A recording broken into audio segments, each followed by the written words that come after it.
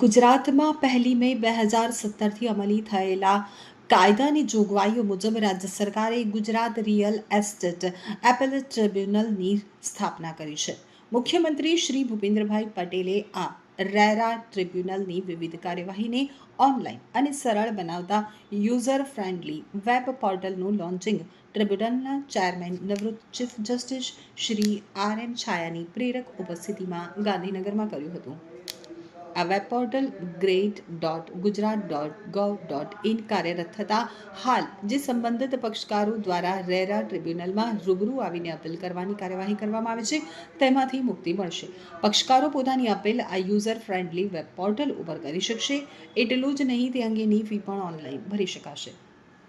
વડાપ્રધાન શ્રી નરેન્દ્રભાઈ મોદીએ digital transformation અને ટ્રાન્સપેરન્સી ઇન ગવર્નન્સનું જે અભિગમ અપનાવવાની પ્રેરણા આપી છે તેને રેરા ટ્રિબ્યુનલના આ વેબ પોર્ટલે 17 જેટલી વિવિધ સેવા કામગીરી ડિજિટલ માધ્યમથી ઓનલાઈન ઉપલબ્ધ કરાવી અને સાકાર કરી છે. આ પોર્ટલ કાર્યરત થતાં રાજ્યના નાગરિકો માટે રેરા સંબંધિત સેવાઓ અને કામકાજમાં વધુ સુગમતા થશે તેવો વિશ્વાસ મુખ્યમંત્રી શ્રી ભૂપેન્દ્રભાઈ પટેલે પોર્ટલ લોન્ચ કરતા વ્યક્ત કર્યો હતો.